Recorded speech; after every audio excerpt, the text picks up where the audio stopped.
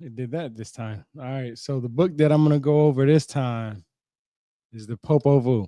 Now, I know last time I did this, I said that I was gonna have Nathan Wilson, and I was gonna ask him to see. He's an author of Gnosis, a book that he's an author himself, and he actually said, yeah, he's going to do the discussion with me. I think we're doing it this weekend. I'm not sure. I have to verify. But we're gonna do it live. We're gonna do it streaming. I'm gonna ask him some questions from his book, and it's gonna be pretty interesting. So be on the lookout for that. So that was actually the next one that I was going to do, but since he said he'll come online and you know do the discussion with me, I just went ahead and went to the next book, which is this one right here, which is the Popol Vuh. It is the definitive edition of the Mayan book of the dawn of life and the glories of gods and kings. It's revised and expanded. And on the bottom, it says the Popol Vuh is one of the great books about the creation of the world. It is the Mayan Bible.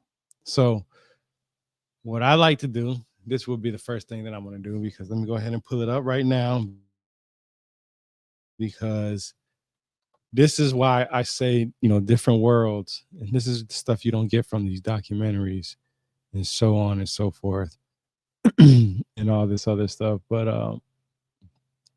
I like to represent and show what is actually when I read something like the Bible, when they say it's the great books about the creation of the world, it is the Mayan Bible. So I'm trying to understand why they're saying the Mayan Bible. So of course, like what I'd like to do, most people know me, I like to go to the etymology of things.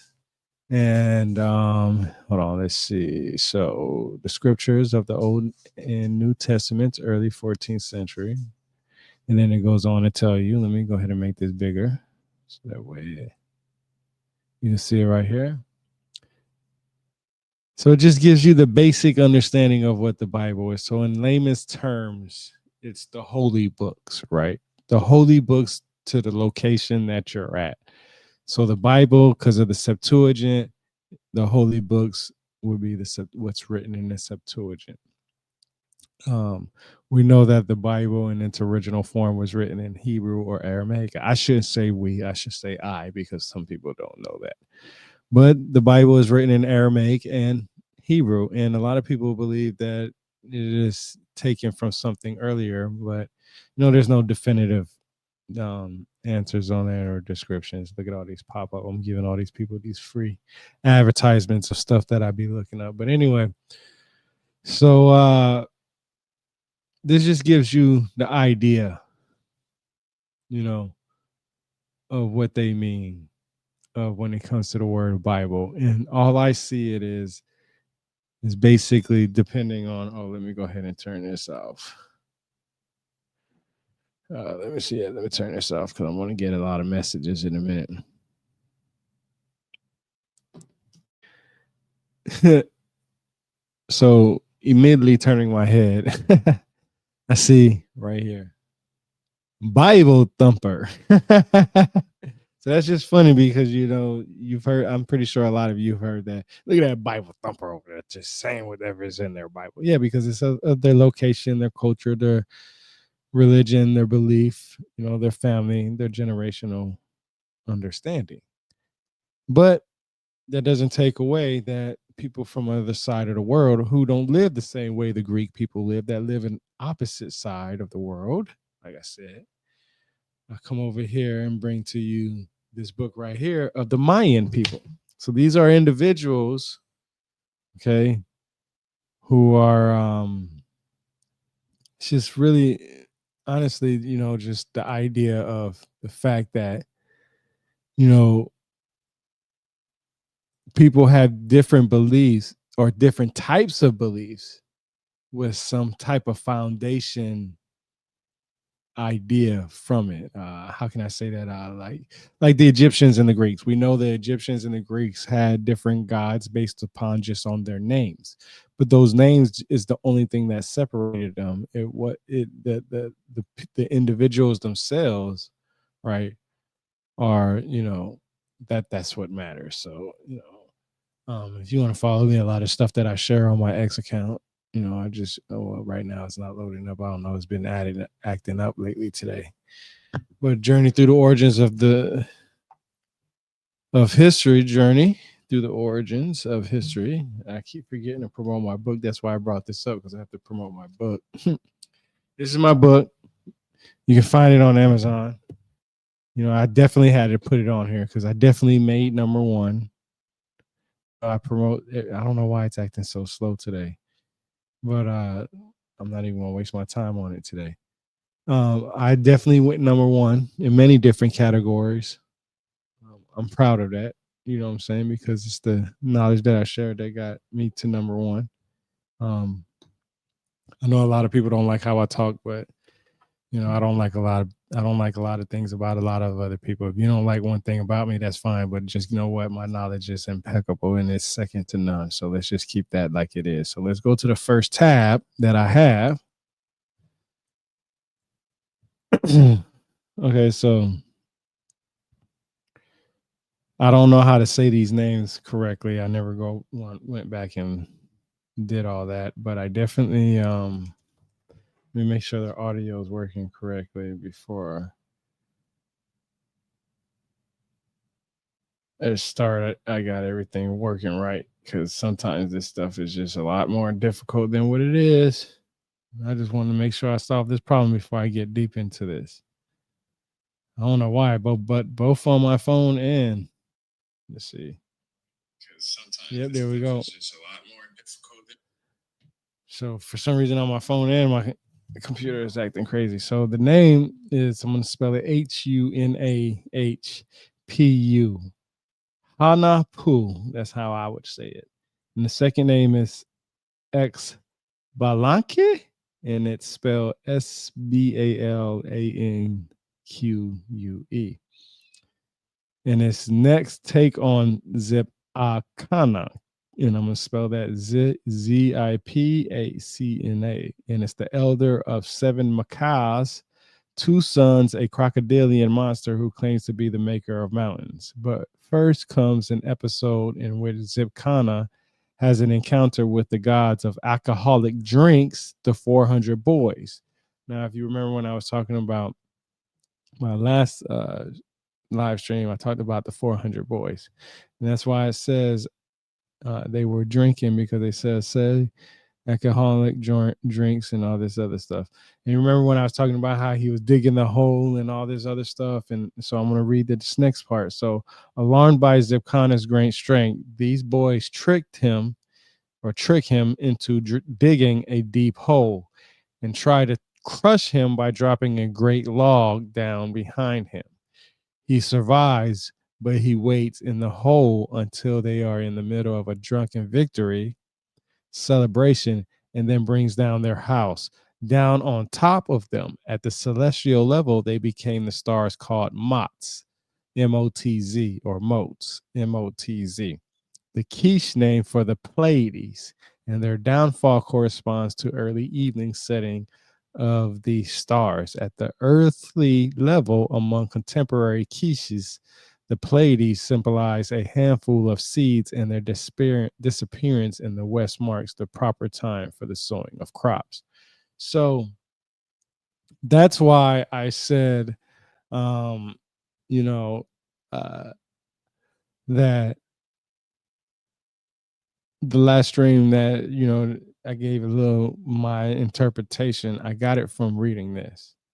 Okay, so basically Pleiades was created differently on that other side of the world, and it has to do with agriculture, just like it has to do with the time frame for agriculture in Mesopotamia and other places, because the seven stars, seven sisters, Pleiades, whatever you would like to call them, pick your poison. It has to do with agriculture. When that was seen at a certain point in the sky, that was the time to start prepping, if you haven't already, for the next season of agricultural needs to sustain human life. That's not me saying it. That's just across every mythology across the world. So to make people remember these stories. See, you got to remember something. To make people remember these stories, you got to make it entertaining. You can't teach somebody, you can't teach everybody the same way across the board. Certain people have to be taught different ways, right? That's why I say when you have a round table of individuals, you can pick that individual for the best need of that person that don't get the story that you're trying to tell. What I mean like this, let me put it like this.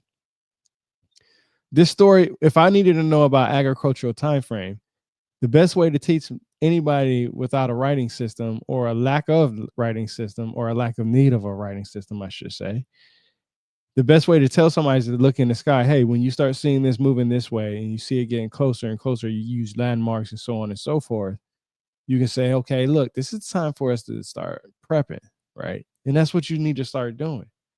It's not always, and everybody has different ways of telling different stories, right? That's why we have different genres of music and movies. This is no different than that. You can't tell everybody the same story for them to get it. The Amityville horror movie of the first version is not as entertaining for some people when it comes to the newer versions, and vice versa. Same thing with music. The newer generation of this music won't listen to the music in the 70s, 80s, 90s, or 2000s. It's different. You reach a group of people differently. Now, if you know how to use your music, your art, or any of what your craft is to reach a broader audience, that's the hard part. It has to be entertaining. So to understand these stories and remember them, you want them to be entertained. That's it. That's all I'm just trying to say. So let's go to the next tab. So I just seen some more people join. So the book that I'm going over now is called the Popol Vuh. Okay. Let me make this bigger for you so you can see. So I see 82. When I see the numbers come up, I'm going to always make sure that, you know, this is the book that I'm going over. I've already talked about it. Oh, man. The light is kind of bright. Let me see. Let me see if I can change that bright light. Let me change it. Let me change it. Let me change it. You know, all this new equipment, man, doing all this stuff solo. There we go. Let's see. Oh, there we go. There we go. That might work. That might work. That might work. Let's see. So it's this book right here. Yeah, here we go. This book right here. Popol Vuh. I mean, I'm gonna post it later anyway. So you know what? Let me see. Let's see if I can bring it up. Let's see. Let's see if I can bring it up on here because I know. You know what? That's actually the next book that I was going to share. So let me go ahead and just share that right now. Let's see. Let's just see. Let's see. Popol Vuh. Here we go. I'll just call it I'm Live. That's what I'll call it. What? Let's just go ahead and put it in there. What I've learned from reading this book. So a lot of people been hitting me up and saying they actually like this. So that's why I'm doing them more often. So let's see, I'm live. What I've learned from reading this book. Well, let's go ahead and put this on history.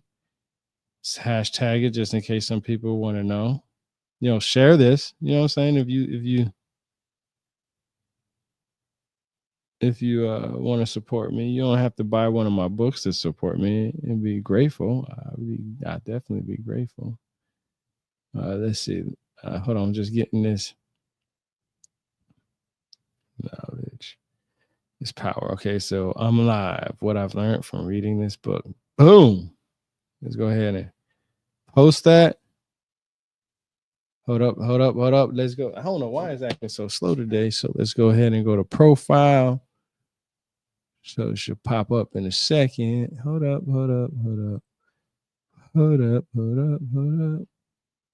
Hey, come on, man. Post. So I got to get to the next one.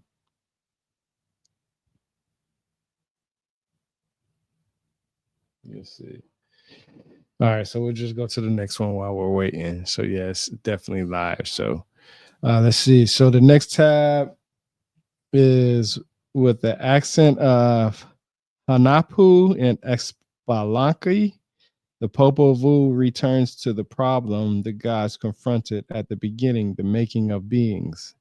Listen, the making of beings who will walk, work, talk, and pray in an articulate manner.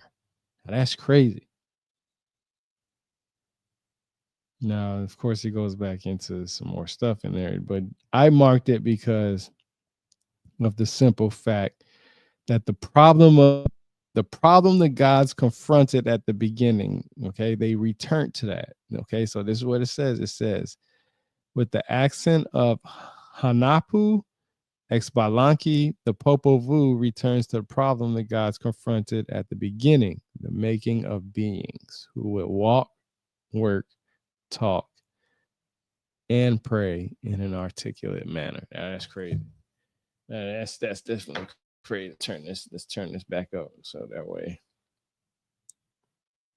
Yeah, we keep it right there. Well, I don't know what happened to my remote for my thing up here, so gotta find that. All right, let's see. The next tab. This time, the beings shaped by the gods are everything they hoped for and more. Not only do the first four men pray to their makers, but they have perfect vision and therefore perfect knowledge. Knowledge is power, y'all. Next tab. This is the beginning of the ancient word. Here in this place called Kish, here we shall inscribe, we shall implant the ancient word, the potential and source for everything done in the citadel of the Kish in the nation of the Kish people. Okay. Maybe I think the reason why I marked that is because it's for the whole chapter, actually, because it has a whole. Okay, so let me just read the first part. So I guess this is a part from the actual ancient text. It says the maker modeler named bearer begetter, which also sounds like Jesus.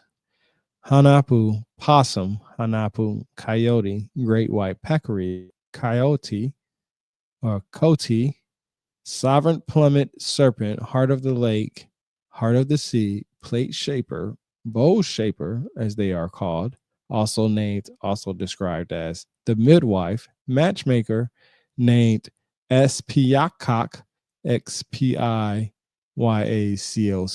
X Mucane, Xmucane, defender, protector, twice a midwife, twice a matchmaker. And then it just has a lot more going on to it. Now, what is interesting from this? Now, hold up. Let me read this part because this is actually interesting. And I wish I had the book right now. So in Christopher Columbus' book, man, I can't remember the journals. I can't remember. I think it's October 11th, 1492, if I'm not mistaken. Probably am. I'll begin to the book anyway, but I think it is October 11th, 1492. He talks about seeing light, which is supposed to show him the actual land. Right now, listen to me.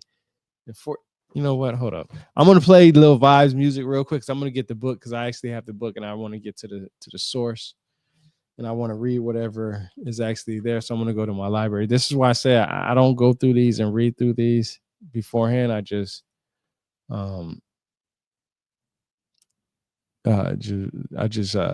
pick a hold on, I'm just trying to think at the same time as talking. Yeah, I'm gonna play this song East 44, East 144 again. I like that song too. I'm gonna get it because this is what's interesting. You're really gonna see what I'm talking about. This is interesting, and it's a good point to go ahead and play his music now because we're gonna this is not a very long a lot of tabs on there just because I talked about this stuff a lot already. But we're gonna go ahead. We're gonna do this. We're gonna do this. Play. Hey, look, like I always say, it's always easy to support somebody, man. You know what I'm saying? It's very easy to support somebody. All you have to do is go to their Spotify, whatever they have, and subscribe. You don't even have to like what they do, but if you actually support them and you actually like what they do, then show that support. But I'm gonna play this song right here. I'm gonna grab that book from Christopher Columbus because a lot of people like to bring this part into the UFO community. So I want to go ahead and knock out two birds with one stone out with this one by showing that Christopher Columbus wasn't talking about an extraterrestrial, for one thing, and two, this next part that's in this Popol Vuh makes sense, because when you read the Popol Vuh and you understand the individuals that were from this time frame, they said they came from somewhere else. So that means when they came here, there was an identifying factor that they seen that showed them that this was the land to land at. And this was healthy land for them to land at for agricultural needs. Now, this is interesting. Listen to what I just said. If I'm telling you, like I said, this makes important parts into understanding what the UFO community likes to play a part in, when they always like to use certain things, but nobody actually read the text. Like I've read the journal, so I know what it actually says, and I know what Christopher Columbus was looking for at that time. And I'm pretty sure it's October 11th, 1492, but I might be mistaken. Like I said, and that's why I want to get the book for verification's sake, because I don't want to leave without bad information. I want to continue this, but we're going to play Lil Vibes music real quick. I've been playing it earlier, so we're gonna go ahead and get this start. Hey, Vibe, text me if it ain't playing through, man. I'm gonna run to the library with my phone and grab it real quick. That's Boosie Collins. My bad, y'all. I was playing Boosie Collins earlier. Hold on. Yeah, that's crazy, right? Let's go. Hold on. Yeah.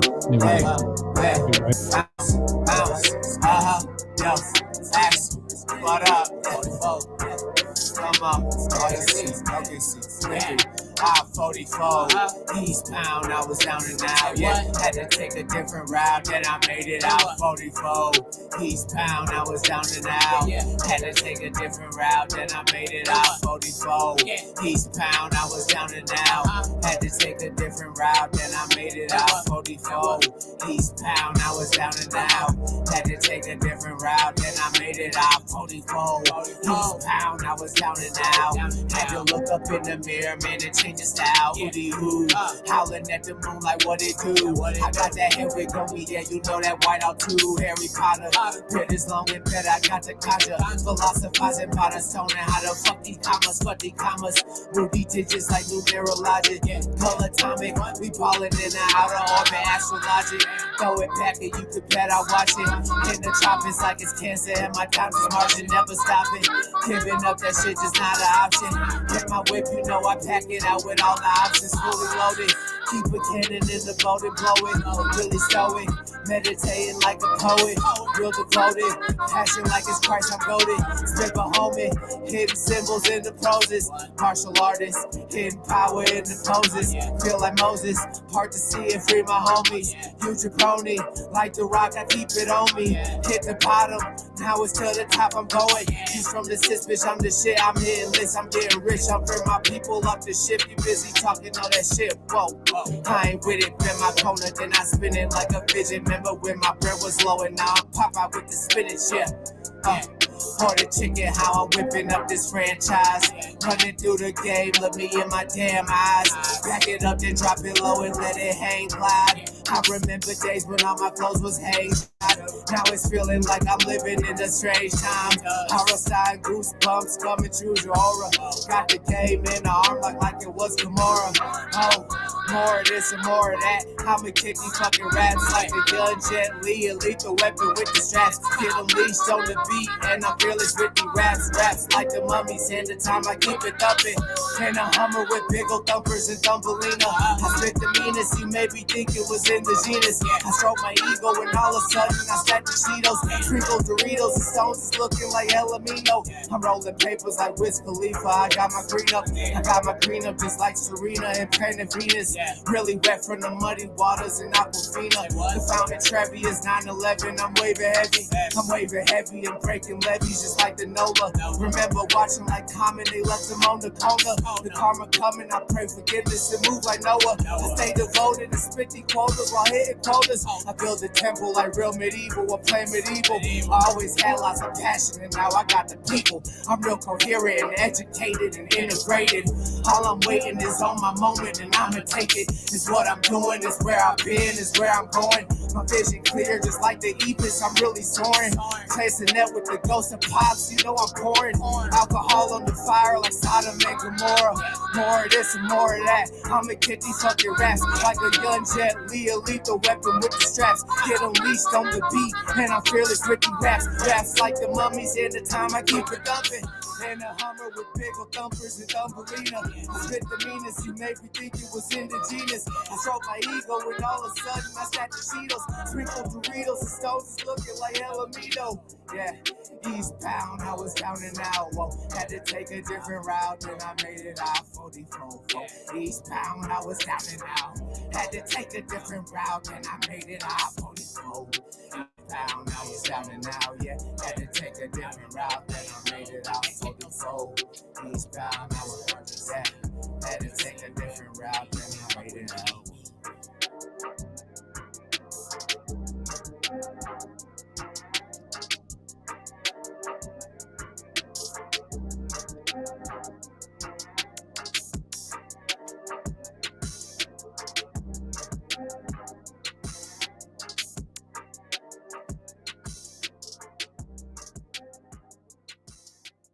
All right, all right, all right, all right. So that was little vibes music. I'm still trying to find who was in October. Let me see. Let me see. Let me see. I'm coming up on it. Hold on. Hold on. Hold on. What is it? Hold on. Let me see. Mm-mm-mm. Let's see. Because I posted it. I know I posted it. Let me make sure. I know I posted it. Let me see. I posted it too. I didn't. I didn't put a sticky note by it, which is weird because I just never. I always thought people actually read the book to when they talked about it. So, oh man, yeah, I don't.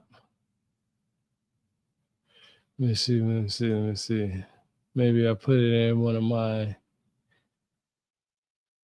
Let's see. Man. Yep, there we go. I just wanted to make sure that I had see. See, man. I'm telling you, I don't know why people don't pay attention to me like that, man. I always come with the goddamn facts, man. I always come with the facts. I wanted to make sure that I've talked about it. So here we go, right here. So let me go ahead and click on it. So let me make it. Yeah. So you can see right here. When did I post this? It won't show when I posted it. Anyway, so I said, and I must have been replying to somebody. Have you ever read his journals? One thing about me, I know what I'm talking about, and it's only because I have the source material. Just read the books, and these questions would need to be asked. And I don't know who I've read. Okay, yeah, there we go. To this guy right here. I was replying to him. And it's because he said right here on the 9th of October, 11th, 1492, just hours before landfall in the New World, Christopher Columbus and his crew saw something off a flickering light hovering in the distance. According to the log, the light moved up and down with intelligence. With intelligence, mind you, this motherfucker says it. Appearing and disappearing in a way that ruled out the stars, fires, or reflections, right? What most people don't realize is that some interpretations of this event suggest the light descended to the ocean, vanishing beneath the waves. If true, this would be one of the earliest recorded unidentified submerged objects, not USOs. Now, I would talk about this before. I've always talked about the gods coming from the seas, but I'm not here to talk about that. But what I am talking about is this is how people like this individual with 22,000.6 followers, right?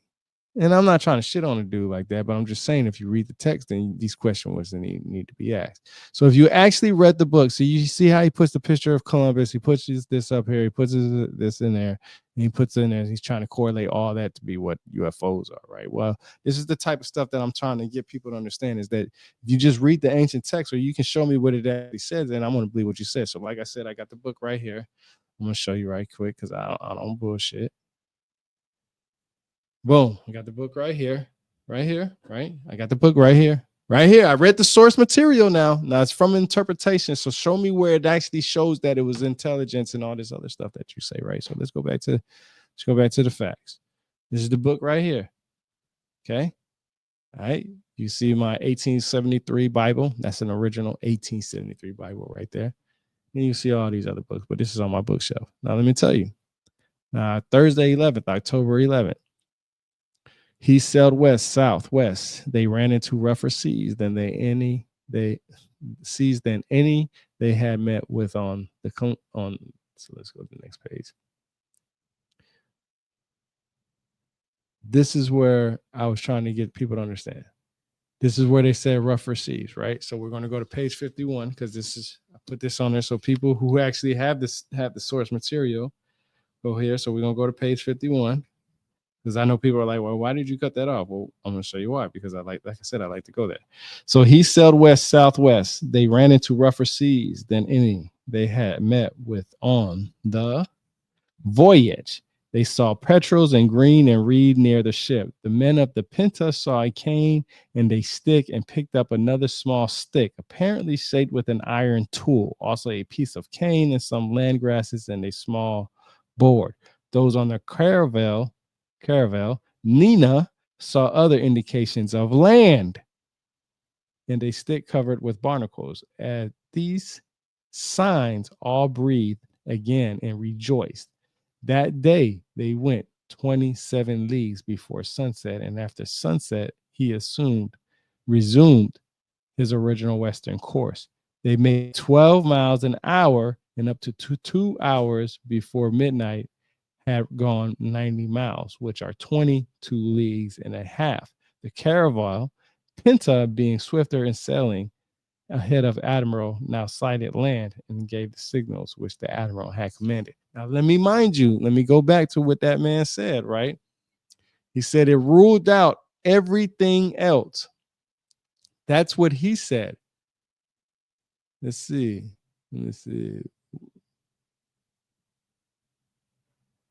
Ruled out stars, fires, or reflections. That's what he said, right? Fires, stars, and reflections. Now, I just read, this is in the beginning, starting Thursday 11th, October 1492. His source material, which I'm reading from you. Now, I want you to pay attention to this because this is not going against the Popol Vuh. This is actually going to make sense in a second. This is the book. This is my source. Okay, if he read it, he wouldn't be considering that UFOs. But I want to make sure that I continue this. Oh wait, hold on. Yeah, so of course I cut that off, but let me make sure that what it says on 11. Let me show you, because on this part right here, his idea of finding this land, the land was the indication of them finding. Now look, after the Admiral spoke, this light was seen once or twice. They're not sure, once or twice. They're not even sure how many times they've seen it, but you're telling me that it's intelligence life. No, it's not, bro. You got to read the source material. And when you bring the source material to the actual facts, nothing needs to be argued or disagreed upon. But after the Admiral spoke, this light was seen once or twice, and it was like a wax candle that went up and down. If you ever seen a candle, you know that when you light a candle in its original first mode state, it's going to be lit up a certain way. If you blow that candle out and you don't cut off a certain amount of it off, it's going to dim down. So anybody that's seen candles before or work with candles know that before you relight a candle, you're supposed to cut off a certain part, the top of it. Knowledge is power. If you don't know that, then you don't understand what he meant by this. Okay. Like I said, they actually have tools. I can't remember what it's called. A tool where once you light a candle and you blow it out a few hours later and there's still some wax still in there and you can use later, you're supposed to cut off a certain amount of part of it off, so that way that it continues to burn a certain way and it creates a different type of flame. But knowledge is power, and if you don't understand that, then you don't understand this. So like it says, that's why he says like a wax candle that went up and down. That's for people who understand that at that time frame they had candles for light. Okay, so you have to understand what they meant by candles. Very few thought that this was a sign of land. Very few thought that this was a sign of land, but the admiral was quite certain that they were near land. Okay, which eventually led him to finding what people call the Americas. Okay, and I'm not even getting into an argument with that. I got plenty of books that I'm gonna get into about that in a minute. But listen, this is the part that makes sense. I want you to pay attention to. After the admiral spoke, this light was seen once or twice, and it was like a wax candle that went up and down. Now I'm gonna go to the Popol Vuh. Let's go to the Popol Vuh. Okay. Let's see if I think I'm pretty sure I posted. Yeah, it should be posted by now. Here we go. Boom. I love The Simpsons, y'all. So you can't. You just gonna have to deal with it. I watch it all the time. So this is the book that I'm going over right here. Quick, don't know what is going on. Here we go. Bada boom, bada bang. That's what we're talking about right there. Yeah, I got business cards. So let's see. Let's go to the next tab. So again, there comes an experiment with the human work, the human design by the maker, modeler, bearer, begetter. It must simply be tried again. The time for the planting and dawning is nearing. For this, we must make a provider and nurturer. How else can we be invoked and remembered on the face of the earth? We have already made our first try at our work and design, but it turned out that they didn't keep our days, nor did they glorify us. Meaning, basically, they just wanted to be worshipped. That's why they was created. That's what I got from it. Correct me if I'm wrong, please. But that's what I felt like. Here we go. And this is where we shall explain the defeat of Kana by the two boys, Hanapu and Explanca. So this is where, so this basically all this right here, this whole page, and many of it after that is the explanation where I was talking about that giant killing those individuals, which made the 400 boys create the Pleiades system. So I've already talked about that already enough. Let me make sure something. I want to do something real quick. Hold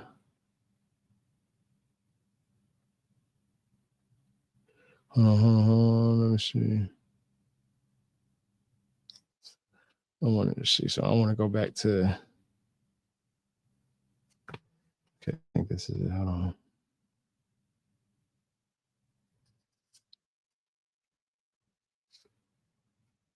Hold on. Where's that tab? Okay, there we go.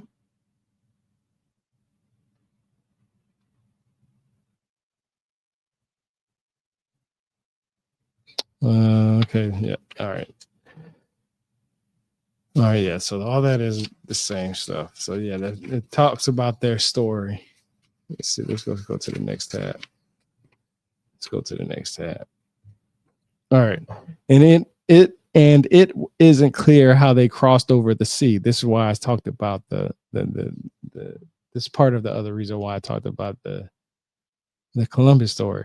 And it isn't clear how they crossed over the sea. They crossed over as if there were no sea. They just crossed over on some stones piled up in the sand, and they gave it a name, stone courses. Sandbanks was their name. For the place where they crossed through the midst of the sea, where the waters were divided, they crossed over. So that's why I'm saying, like, they came from somewhere. And that's why I say haplogroups is important. You know, you go to the origins in the oldest haplogroup and you see where that oldest haplogroup came from, and you can see the time frame of where your people actually came from. Now, this is the next thing.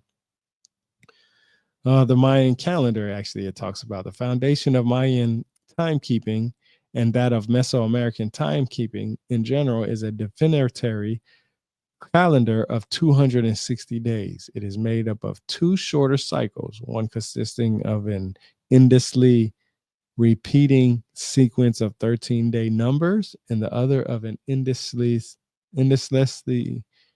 repeating sequence of 20 days, sequence of 20 days, names. Say that again.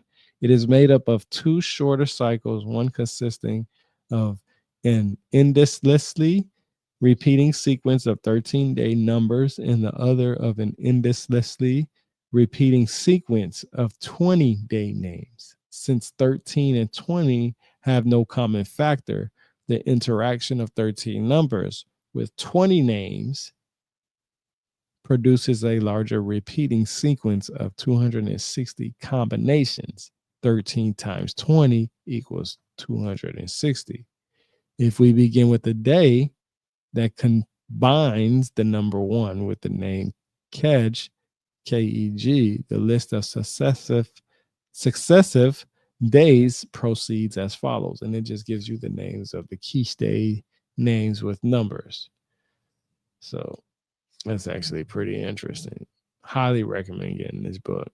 It's a lot of stuff. When people talk about Mesoamerican myths and spaces, this is my go-to. I go straight to this and a couple of other books, of course, but I go straight to this and be like, oh, well, guess what? Blah, blah, blah. And 9 times out of 10, they don't like it. Only because I actually bring the sources and not my emotions. In quiche, I could be saying that incorrectly. Quiche theory. At least in quiche theory, at least the reckoning of the 260-day cycle should have been in synchrony everywhere in Mesoamerica. We do know that the Cajatemoc, Cauhtmoc, the successor of Moctezuma, surrendered the city of, I can never say these names correctly, but Tenochtitlan, Tenochtitlan, to Hernan Cortez on an Aztec day whose name means one snake. So snakes is always important everywhere. Let's go to the next one. I wonder why he was called a snake. The sovereign plummet serpent. Here and elsewhere, the title Tepu, or sovereign, serves to distinguish the god named plummet serpent, who bears it nearly every time he is mentioned. From the Kish king named plummet serpent, who never bears it, Tepu is from a Naha source, Tepiwani, is conqueror or victor in battle in Nahato proper. Okay. The Nahato name Quetzalcoatl fits the same pattern, combining Quetzal, which refers to precious feathers in general, but is taken from the species name Quetzali with Quoto, snake. It is the sense of value and splendor of adhering to Quetzal and its feathers that has led to the standard English translation followed here, using plummet instead of the more ordinary feathered. And then, as if that were not quite strong enough, using serpent instead of snake. So it should be feathered snake. That's basically what I got. A glittering light. A glittering light. Now, if you remember in the Bible, man, I'm not going to get this one this time because I don't want to take more time away. If you remember in the Bible, the Israelites were led by basically what some people would call a light, a fire, a glittering light, an orb, or whatever. But here we go. A glittering light. This is Saktitoj, Saktetoj. Well, which DB glosses as the brightness that enters through cracks.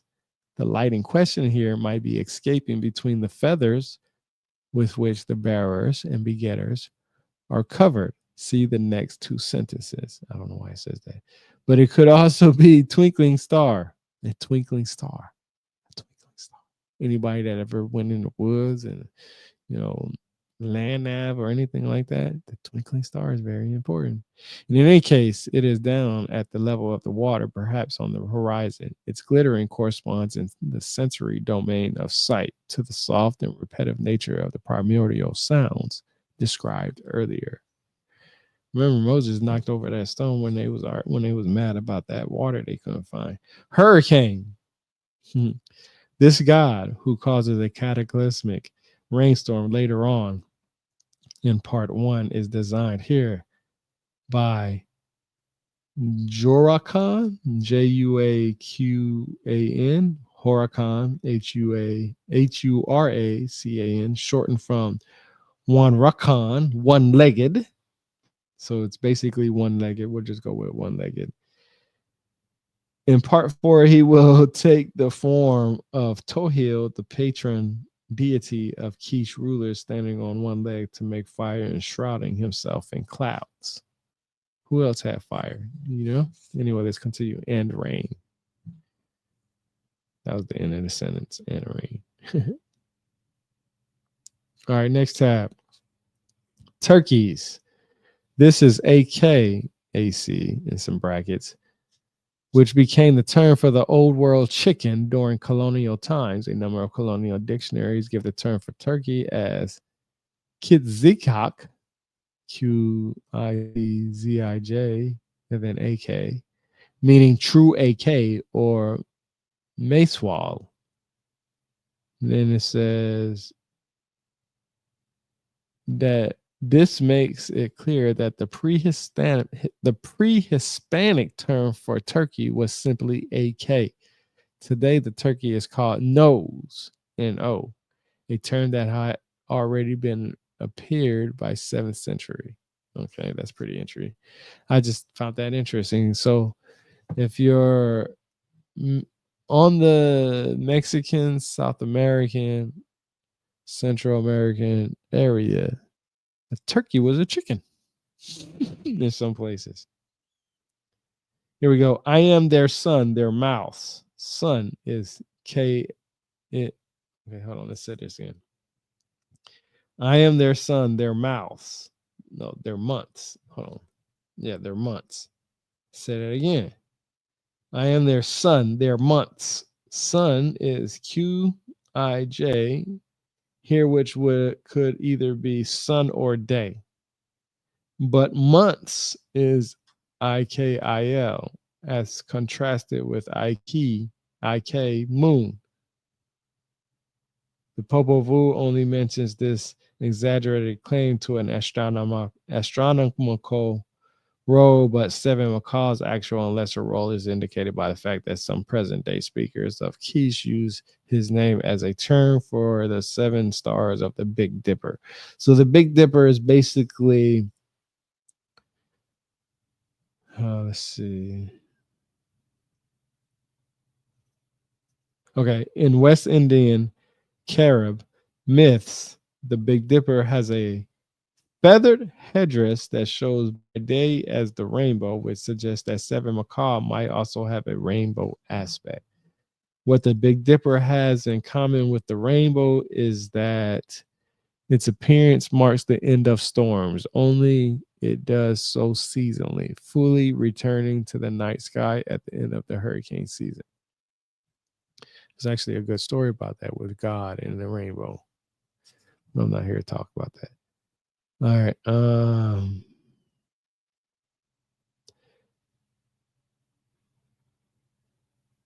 Okay. Okay, here we go.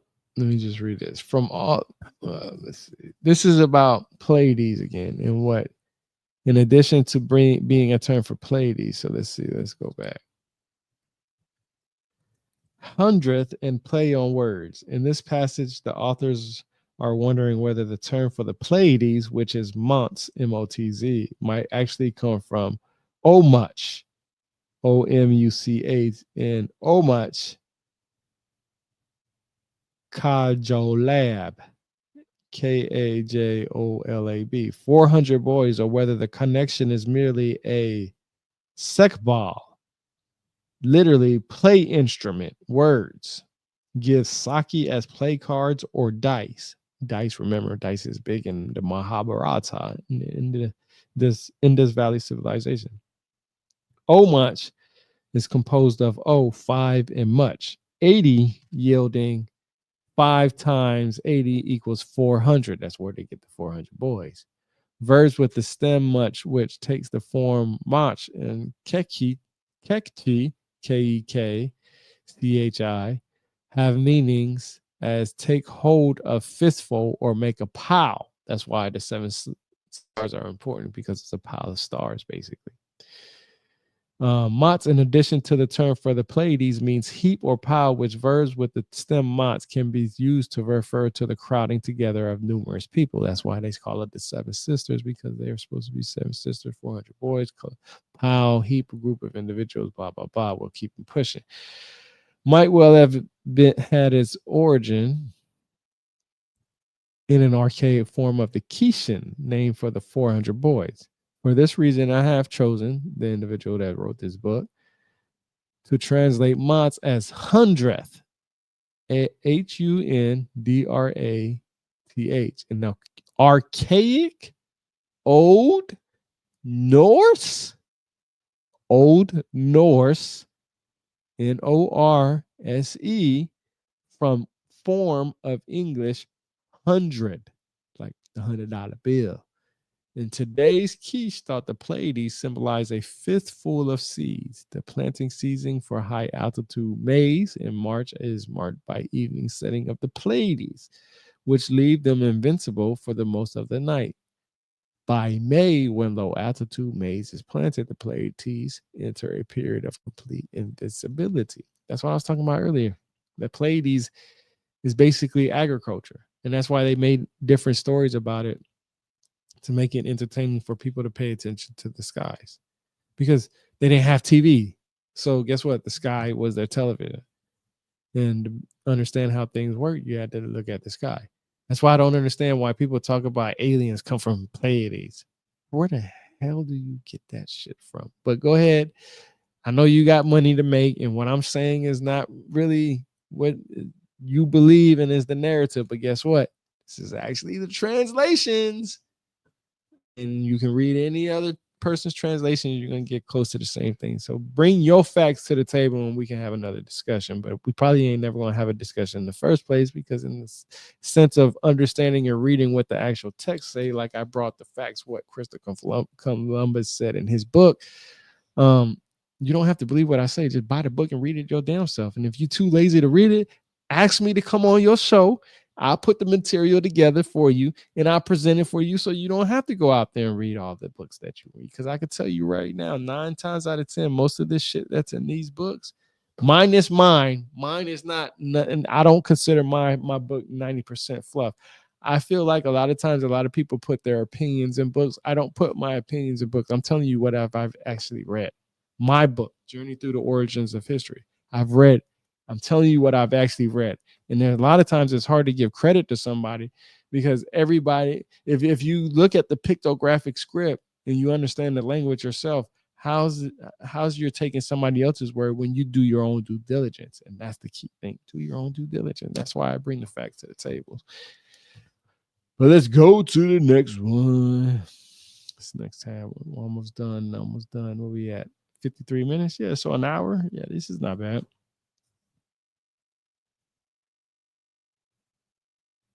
Okay, so here's an example of what I was just talking about. The suckling. This is Ritzum, Ritzum. Some have taken it to be pelt, but according to this individual that wrote this book, he says, but I translated on the basis of TZ Umaj, TZUMAJ, or Tuzma, TZUMAH, to suckle. Then he has in parentheses DB, and then he says, and take it to be further reference to the suckling, heart sacrifice pledged by the tribes. See what I'm saying? Some have said one thing, pelt, he says another thing. So I understand what this person says. Show me what somebody else says and not your opinion, because I know what this person says. I can't read the translations. I don't know the text like that. I'm not an expert in that.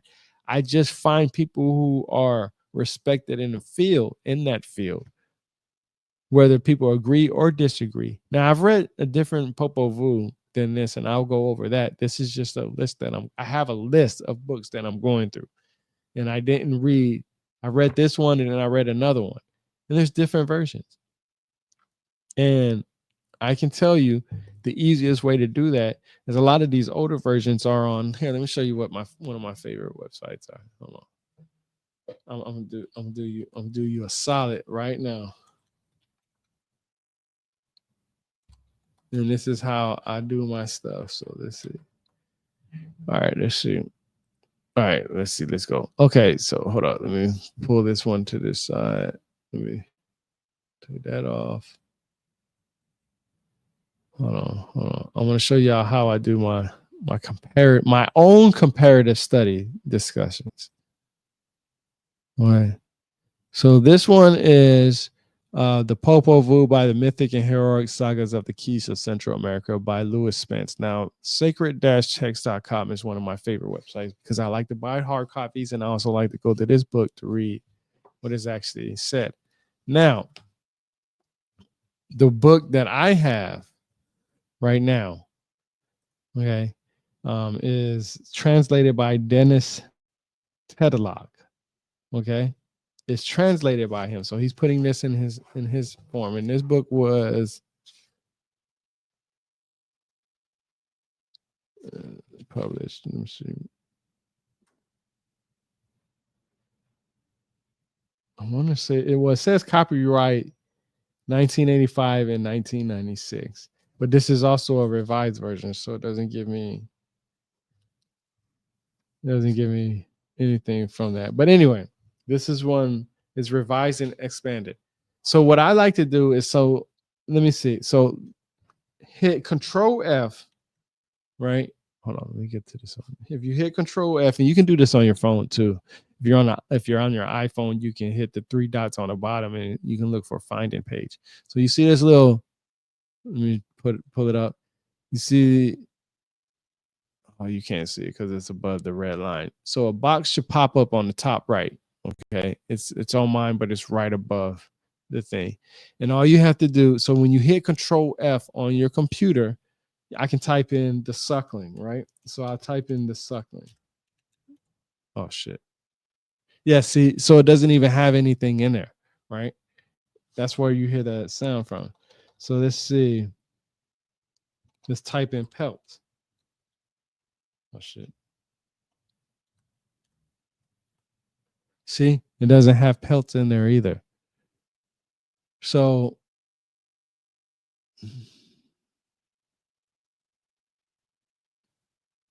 oh, this isn't the whole thing though, is it? Let me see. That's probably why.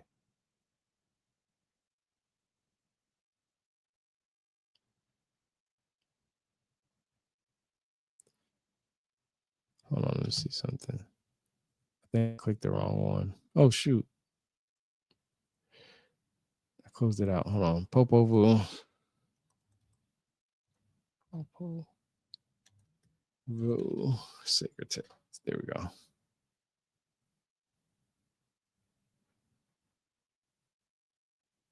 Oh, that's the only one they have on there.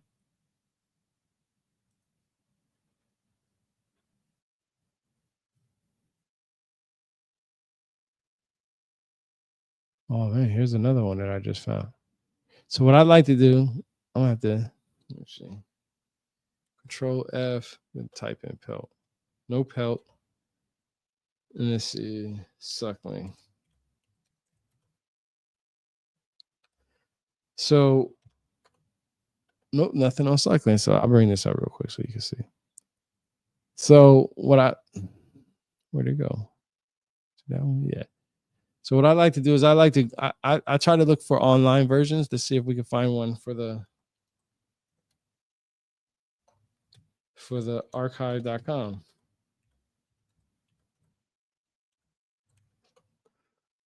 Let's see. There we go.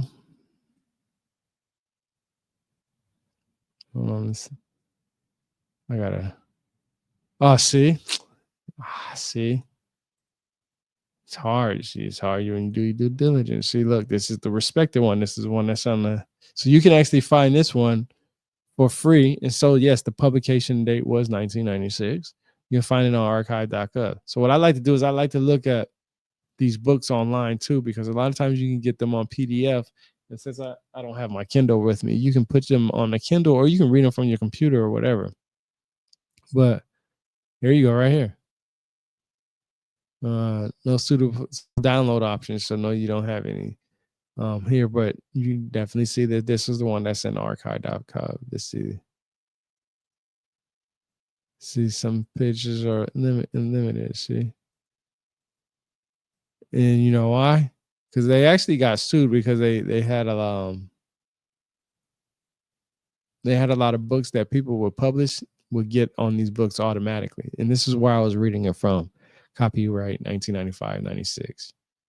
So let's go to the next tab. But it doesn't. So right now, when it comes to what he translated that's what's going to be in the archives for right now. His translation. Lust woman and wailing woman. Let's see. Let's go back to here. So go ahead and promote it.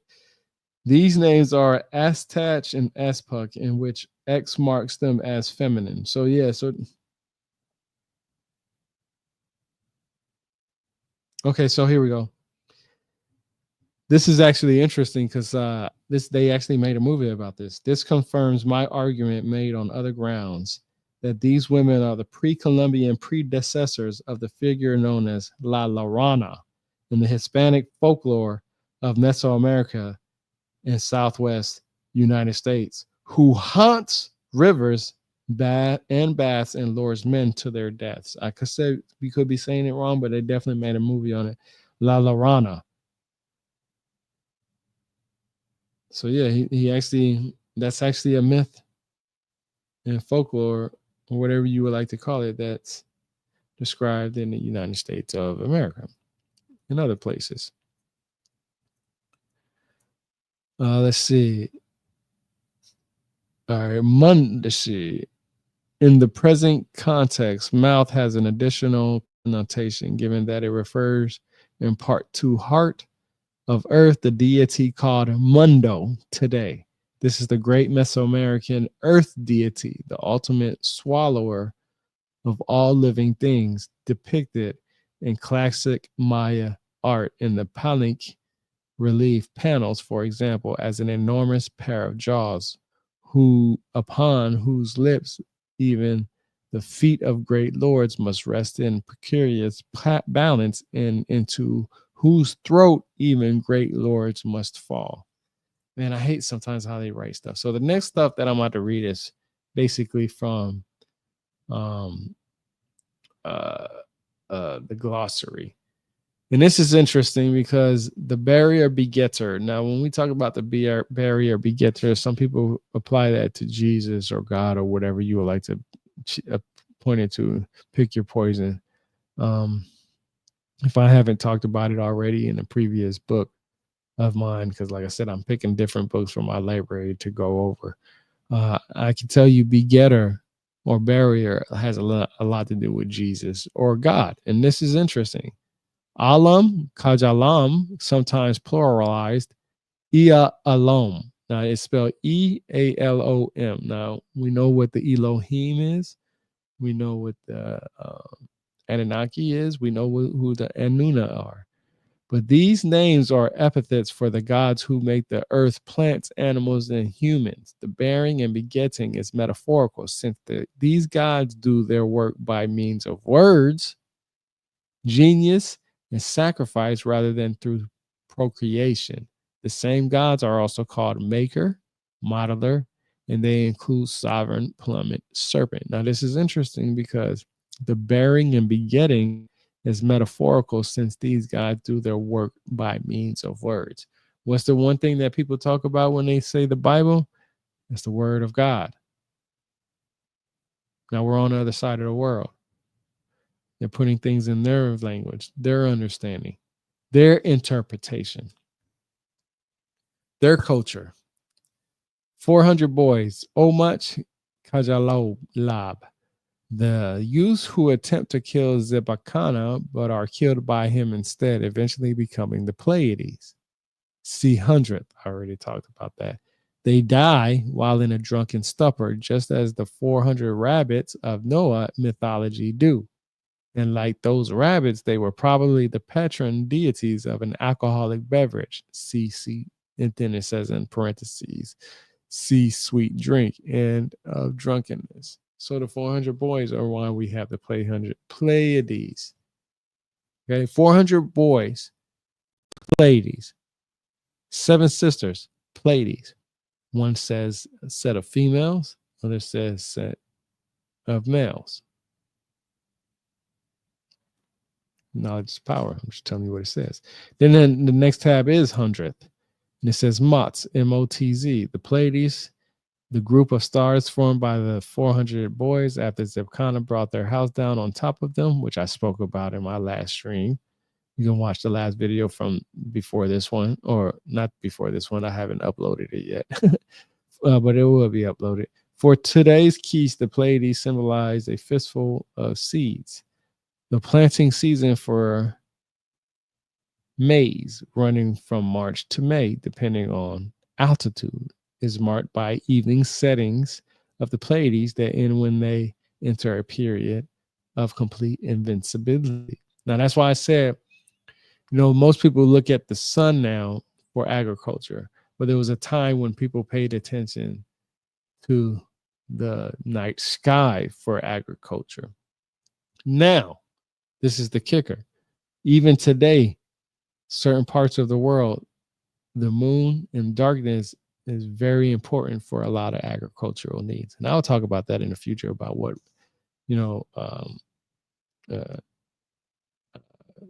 plants and fruits and stuff like that do that. Is basically just genetically modifying plants where you can have a plant or a tree or a fruit grow where there's less light. You just have to breed it in that condition over and over again. The same way we have different types of dogs, basically, right? They're bred from, one set to another set in that generation line, and it just keeps going on and on. But let's go to the next one. Hurricane. Joachim, the god who causes the rain and flood that end the era of the wooden people, and who periodically gives instructions to Hanapu and Expalanki. He is called the Thunderbolt Hurricane and Heart of Sky, Heart of Earth. Tohil, the first ranking patron and deity of the Quiche people, is one of his earthly manifestations.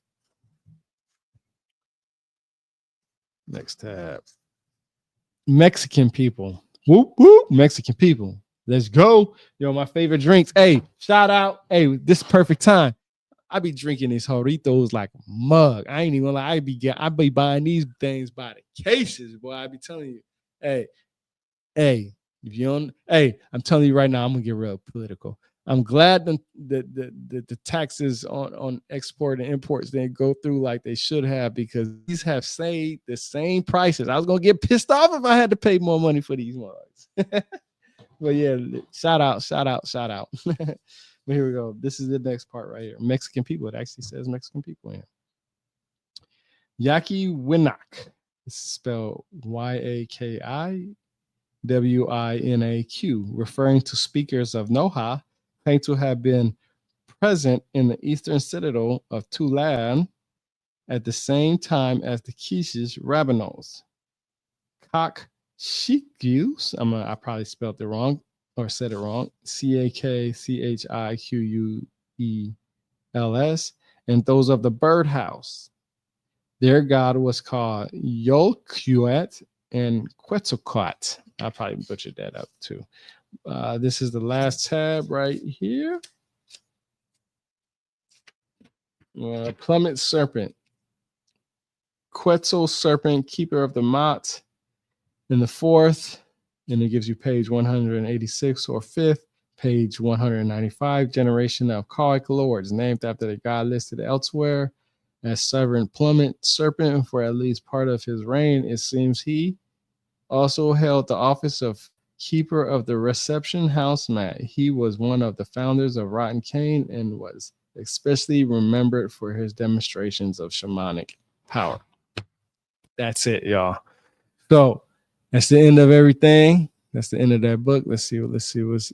So I'm not sure when me and Nathan's supposed to do this discussion this weekend. So it's supposed to be on his book.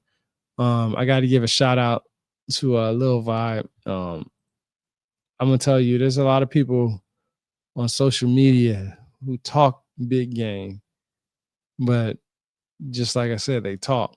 Um, I like to see individuals and doing what they love passionately. You know what I mean? He loves music. He loves reading. He loves spending time with his family. So it doesn't take nothing to go and support somebody. So if you got a Spotify account, okay, let's pump these numbers up. 23 monthly listeners. Yo, you know, you don't ever have to be supportive to the point where you're being a fanatic about somebody's work, right? You can simply support them by just giving them a simple shout out. It's not hard. You can retweet their stuff, repost their stuff. That's not hard. I mean, you already post shit that other people do. I mean, I'm not even gonna lie. Ever since I seen these certain people jumping on this bandwagon that's going on right now that I'm not going to mention, it's crazy because they're supporting somebody else that's getting rich instead of investing in themselves, which is crazy. But anyway, let's keep it pushing. Supporting somebody's easy. Go a little vibe. Let's pump these numbers up. You got awesome songs. You know, I listen to his music daily. I listen to at least a track a day, a couple of tracks. Of course, he gave me permission to put him um, on my streams, so I play his music through my streams, of course. And I just give that recognition. And of course, some of you, I'm not sure if y'all have noticed. Um, I started this a while ago, so I've already have scheduled posts of what I do, but I do a daily shout out to certain individuals. So today's was history content. So it's this individual right here. He has many history videos, very interesting. I love his work. Ancient History X is on there. I used to write for them, but of course some things happen. But you know, support his work, support the website. I will say this: I am a friend to the end, but once you call me a non-friend, it goes from friend to foe. But my personal feelings aside, doesn't ever take away from support from people. So, of course, I'm going to support him and his work on Ancient History X. Y'all know I don't keep my feelings to my side. I let them out. I don't like to be stressed out. I also do daily mythology drops. I've been having these things backed up. I've been just waiting for a perfect time to present them. You know, I always go through everything that I share. You know, I was talking about this, all this stuff the other day. You know, I go through and share what I've learned. And that's all I do. So give a shout out to Lil Vibe, like right here. You know what I'm saying? Promote his stuff. It's not hard. Support each other. It doesn't take nothing but a button to click something. But I appreciate y'all for coming out. Oh shoot, I almost forgot. Let me see what the next book. Well, the next book is gonna be Gnosis with Nathan. So I don't even have to worry about that. But I already told y'all about that. So y'all take it easy. Peace out. Knowledge is power. Never forget, if somebody ain't bringing the sources to you, then they just talking shit. And until then, I ain't got nothing else to say. Peace out.